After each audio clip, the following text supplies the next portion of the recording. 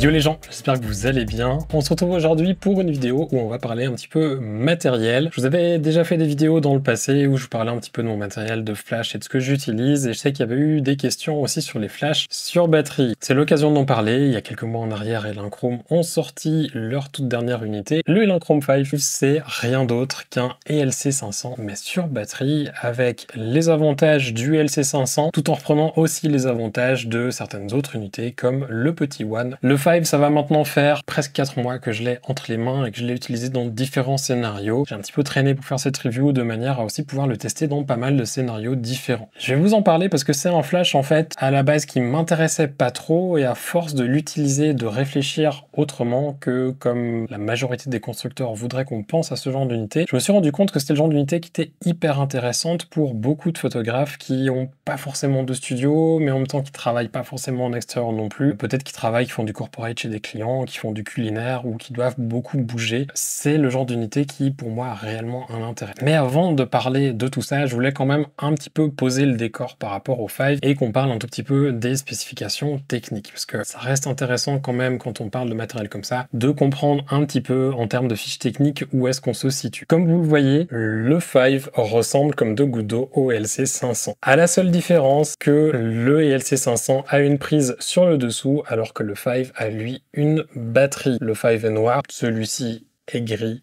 Je sais pas si c'est un gris très neutre, mais c'est gris. Sinon, le reste, ça ressemble énormément. Il y a quelques autres différences. On a une LED qui est bicolore sur le 5, alors que sur le ELC, elle est fixe à 5500 Kelvin. On a une LED qui est un tout petit peu plus puissante, et on a donc une batterie. Le reste en termes de fiches techniques, c'est quasiment identique. En termes de puissance, on est sur du un petit peu plus que 500 joules ou 500 watts seconde si vous préférez. On est sur un flash qui a une durée d'éclair qui est très courte. On a un T01 qui est à plus de 1,8 millième de seconde quand on a puissance minimale. Ça sera un petit peu plus lent plus vous allez pousser la puissance vers le haut, mais c'est équivalent sur tous les autres flashs actuels. C'est toujours comme ça que ça fonctionne, sauf sur les plus anciens flashs avec une autre technologie dedans. On a donc quelque chose qui nous permet déjà de figer du mouvement, et on a d'ailleurs un mode pour la stabilité couleur et un mode pour la durée d'éclair en fonction de ce que vous souhaitez privilégier. La stabilité couleur d'ailleurs, elle est très bonne aussi, elle est équivalente à ce qu'on retrouve sur le ELC 500. J'ai jamais eu de problème personnellement en faisant de la photo de produit avec. Je pense pas que ce soit nécessaire de faire des photos sur des charts de gris. Si vraiment une fois vous avez envie que je vous fasse un comparatif sur des charts de gris de différents flashs, pour éventuellement le faire, je vois pas trop l'intérêt. Quand on arrive sur des specs où on a une variation de 0,5% en termes de luminosité et de température couleur, c'est vraiment très faible, et à moins de domaine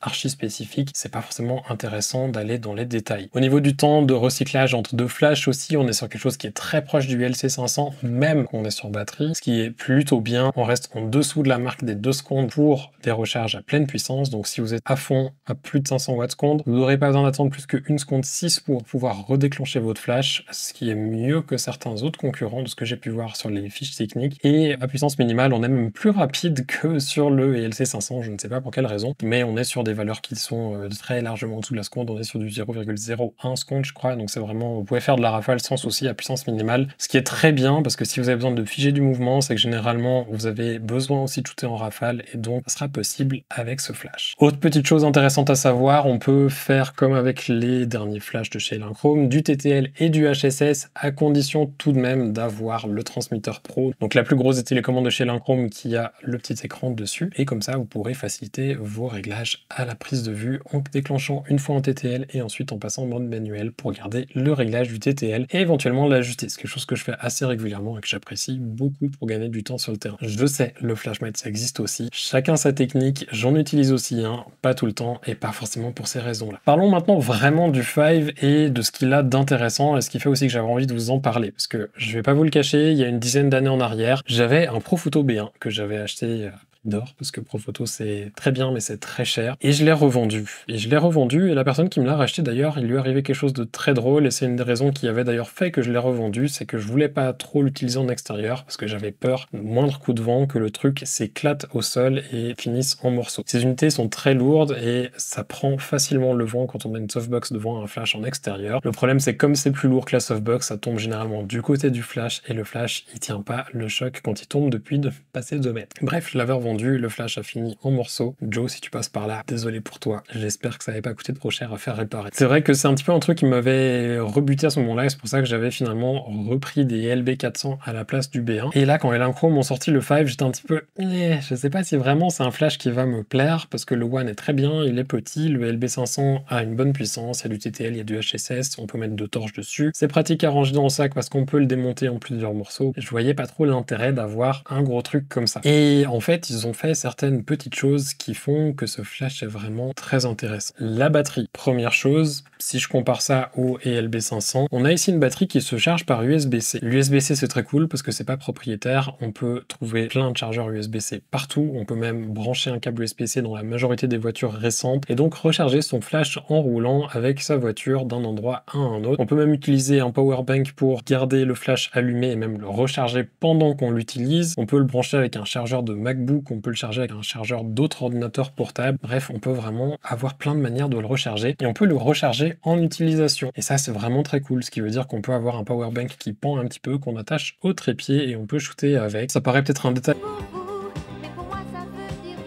À force d'utilisation, on se rend compte à quel point c'est cool d'avoir absolument tout aujourd'hui qui se recharge en USB-C parce qu'on gagne un temps énorme quand on doit prendre des câbles pour voyager, quand on va chez un client. On n'est pas en panique de se dire mince, j'ai oublié le chargeur. Alors que là, bah, du coup, on a même plus besoin d'y penser. On met juste quelques briques USB-C, quelques câbles USB-C et on est parti. Ça a vraiment été pour moi un des trucs que j'ai le plus apprécié parce que finalement, en ayant le powerbank, ça me permettait d'avoir un truc qui me permettait de travailler comme si j'avais un flash de studio, presque de manière illimitée. Pas besoin d'acheter une batterie propriétaire. Si vous faites aussi de la vidéo et que vous avez des batteries, par exemple du V-mount avec une prise USB-C dessus, c'est vraiment génial. Autre chose intéressante, si on reste un petit peu dans les trucs, je n'ai pas envie de dire novateur, mais un petit peu dans la nouvelle tech, quoique c'est même plus de la nouvelle tech aujourd'hui, le Bluetooth, on a maintenant un module comme dans le petit bridge Elinchrom qui nous permet de connecter nos flashs à l'application pour mobile ou pour ordinateur directement dans l'unité, ce qui veut dire qu'on peut utiliser l'unité à distance à l'aide d'un téléphone. On peut l'ajuster à distance, on prend l'application Elinchrom Studio et on va ajuster le flash sans souci. Ça veut dire qu'on peut avoir un déclencheur super basique, on pourra utiliser la majorité des fonctions, sauf le HSS et le TTL. Et on peut aussi du coup ajuster les autres flashs Elinchrom qui sont allumés, parce que le petit module Bluetooth va en fait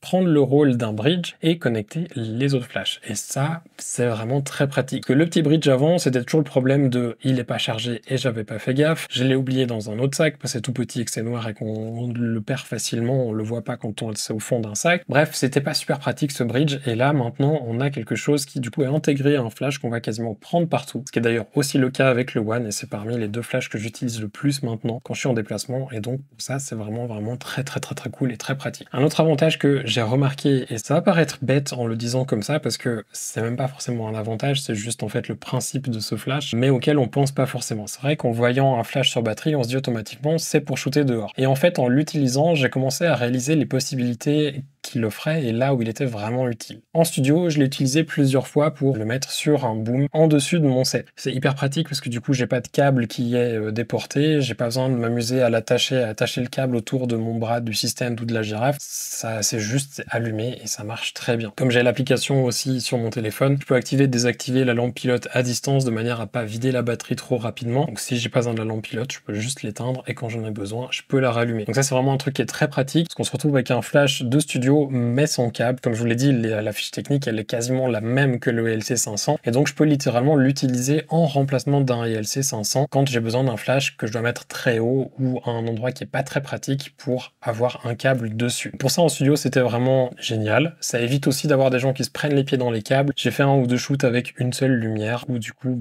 si j'ai qu'une seule lumière, j'ai pas forcément besoin d'avoir un câble dessus et si je peux éviter d'en avoir un, donc éviter des risques que des gens se prennent les pieds dans les câbles, de devoir mettre du gaffer au sol pour faire tenir mes câbles au sol, je vais plutôt utiliser un flash comme le 5 qui va très bien. Maintenant le 5, c'est clair qu'au prix où il est, on va en parler après, c'est un peu, j'ai pas envie de dire débile parce que c'est un peu méchant et agressif, mais c'est un peu bête quand même d'en acheter un pour travailler uniquement en studio. Je l'aurais pas pris pour faire ça. Maintenant c'est vrai qu'en ayant un, c'est une utilité que je trouve intéressante. Là où pour moi il a vraiment été intéressant, c'était quand j'allais chez des clients. Plusieurs avantages à avoir un flash comme ça quand on est chez un client, et client je vous parle pas en extérieur, mais par exemple en entreprise, dans un restaurant produit culinaire, pour de l'architecture ou ce genre de choses. Peu importe le domaine, je pense que la majorité des domaines vous y trouverez un intérêt. La première chose, je passe plus 5 minutes à chercher une prise électrique quand le client me dit ok on va shooter là, je te laisse t'installer, je reviens dans 5 minutes. Si des fois on doit aller à la recherche d'une prise électrique, c'est un peu relou, des fois il faut avoir un enrouleur ou un multiprise, voire les deux, ce qui est pas toujours très pratique. Là du coup, je prends mon flash, je le mets où j'en ai besoin, sur un trépied, c'est fini, c'est installé, je peux travailler. Et ça c'est absolument génial, c'est un gain de temps qui est vraiment énorme. Encore une fois, pas besoin de mettre du gaffeur au sol, j'ai un exemple avec les shoots culinaires que je fais régulièrement pour un hôtel. Je l'ai fait pendant le service, il y a les serveurs qui passent là où j'ai mes flashs, et du coup avant je mettais du gaffeur sur mes câbles électriques pour éviter qu'ils se prennent les pieds dedans. Ça empêchait pas que des fois ils se prennent quand même un peu les pieds dedans. Avec le 5 comme avec le One, et ben du coup je peux en fait juste poser mes flashs où j'en ai besoin. Et après bon, si les gens se prennent les pieds dans les trépieds c'est un autre problème, mais j'ai déjà la problématique du câble en moins, la problématique de trouver une prise en moins aussi, et quand j'ai besoin de recharger l'unité, je prends un petit powerbank, la prise USB et c'est fini, on n'en parle même plus. L'autre avantage aussi en étant chez un client, je vous ai dit avant, ça se recharge par câble USB, donc il y a l'histoire du powerbank, mais il est génial aussi, c'est que même si je devais avoir oublié du matériel, parce qu'on est toujours, je pense que je suis pas le seul à être en stress quand je pars de chez moi à me dire mince peut-être j'ai oublié ça, je sais qu'avec le 5, même si j'arrive chez le client et que le flash n'est pas chargé, si j'ai mon chargeur du MacBook Pro, je peux mettre un câble USB dessus, il y a du fast charge sur le 5 et donc je peux être prêt à travailler assez rapidement sans trop de problèmes. Ce qui est cool aussi, c'est que ça m'arrive des fois d'être sur des shoots où on pense que la majorité du shoot va se passer en intérieur et puis tout d'un coup on sait pas pourquoi. Le client se décide à aller à l'extérieur, la lumière est pas forcément géniale, on est en plein soleil, on a besoin de déboucher un petit peu. Plutôt que de devoir tirer 20 mètres de câble depuis dedans parce qu'on a juste un flash de studio qui marche en intérieur, on peut prendre le 5, aller en extérieur, ça marche la même chose sans souci. C'est ça finalement qui est vraiment génial et qui fait le gros intérêt de ce flash pour moi, c'est qu'on se retrouve avec un flash où peu importe ce que le client va me demander, je sais que le flash ne sera pas le point limitant. 500 joules, c'est largement suffisant pour pratiquement toutes les situations. On peut ajuster rapidement parce qu'on a du TTL, on peut contrôler à distance le flash à l'aide de nos téléphones avec du Bluetooth, comme ça même si le truc est super haut à un endroit où on a de la peine à l'atteindre et que la télécommande qu'on a c'est pas très pratique, on peut ajuster, on peut le recharger avec de l'USB-C, donc si on est dans la merde, qu'on a plus de batterie, on a ça aussi à dispo. Bref, je vois vraiment aucune situation où je serais embêté en ayant ce flash. Parce qu'avec les autres flashs que j'ai pu avoir avec Elinchrom, il y avait toujours un petit peu un point limitant. Par exemple, le LB500, il y a toujours le câble, le temps d'installation, l'adaptateur à mettre, le chargeur qui est aussi propriétaire. Bref, c'est pas forcément génial, même si le LB500 je l'adore et qui restera dans mon kit pour d'autres choses. C'était pas forcément toujours pratique et il y avait quand même quelques limitations. Le One qui est sorti il y a 2 ans, sauf erreur, il est génial aussi. Le problème qu'il y a, c'est que c'est du 125 watts seconde et dans certains cas, surtout en extérieur, c'est pas suffisant. Maintenant, en intérieur, pour du corpo, du culinaire, des choses comme ça, le One, en étant honnête, suffira aussi dans la majorité des cas. Mais en tant que professionnel, c'est vrai que j'aime bien avoir quelque chose qui me laisse avec l'esprit tranquille en me disant si le client me demande autre chose, j'aurai pas de souci. Si je dois fermer un peu mon diaph, j'aurai pas de souci, je peux m'adapter. Et finalement, le 5, c'est ça, c'est un peu le flash qui s'adapte à tout. Juste avant de parler du prix, parlons quand même de quelques petites choses que j'espère voir améliorer soit dans une V2, soit à l'aide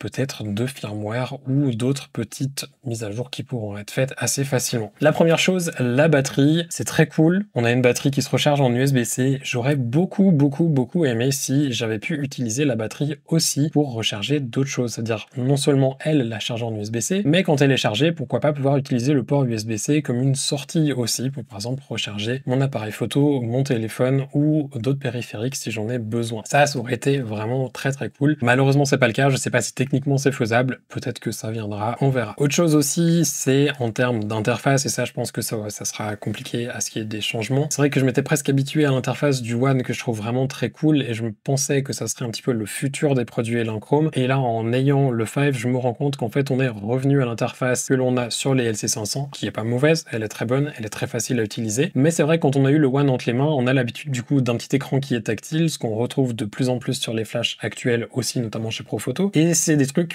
finalement, on a tout le temps un écran tactile sous les mains et d'avoir un périphérique comme ça avec des boutons, c'est presque un peu déroutant. Maintenant, je comprends complètement que c'est probablement lié à des raisons économiques. Autre chose aussi, c'est la lampe pilote. La lampe pilote, pour moi, c'est un petit peu une déception sur tous les flashs récents avec de la LED, dans le sens où c'est cool. Les fabricants, comme là Elinchrom, font un effort pour rajouter petit à petit un peu plus de puissance, quelques petits trucs en plus. Donc on se retrouve effectivement là avec enfin une LED bicolore. On peut maintenant changer la température en Kelvin.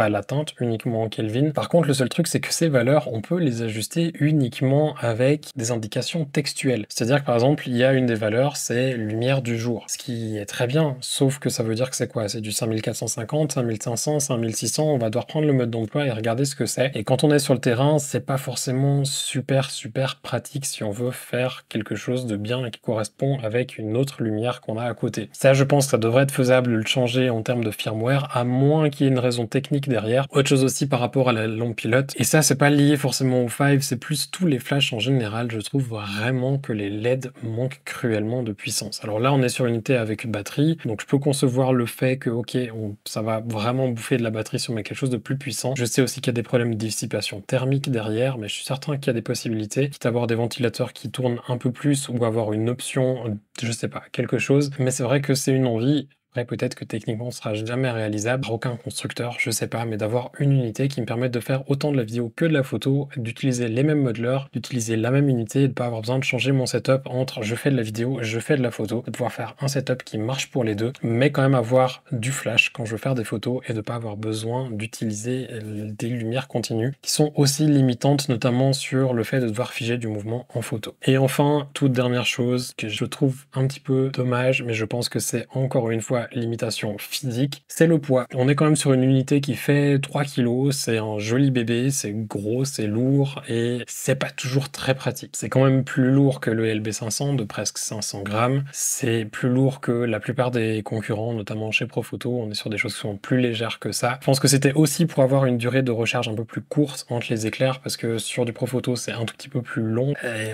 forcément il faut de l'électronique en plus, ça fait son poids. Peut-être que ça serait cool si on pouvait avoir une unité un petit peu entre deux. Est-ce que c'était le bon choix d'avoir sorti un One et un Five? Est-ce que ça aurait pas été mieux d'avoir un 250 watts et un 500? Je sais pas, l'avenir nous le dira. En tout cas, c'est vrai que pour des jobs où on a besoin d'avoir quelque chose de léger, le Five est clairement pas l'outil, et c'est là où du coup, peut-être que le One sera un peu plus intéressant, en espérant par contre que sa puissance puisse suffire. Passons à la toute dernière partie de cette vidéo qui est le prix. Je vais pas vous donner un prix qui est exact parce qu'il va varier d'une boutique à l'autre, d'un pays à l'autre. De ce que j'ai pu voir, en tout cas en France, il était aux alentours des 1900 €, plus ou moins selon les boutiques, selon les offres aussi que vous pourrez trouver. Je vous mets bien entendu un lien juste en dessous dans la description, lien affilié, si vous souhaitez soutenir la chaîne en achetant du matériel sans forcément payer beaucoup plus cher. C'est toujours cool, c'est très gentil. Autrement, n'hésitez pas à chercher la boutique la plus intéressante pour vous pour acheter l'unité. Pensez aussi au service après-vente. 1900 €, ça reste bien moins cher que la concurrence, c'est moins cher qu'un Syros ou un B10. Alors certes, vous me direz, il y a du Godox, mais Godox c'est un long sujet, on pourrait éventuellement une fois en faire une vidéo dédiée, parler de Godox et ce que j'en pense. C'est pas forcément mon but aujourd'hui, mais c'est vrai que si on compare aux autres grandes marques qui sont connues et qu'on retrouve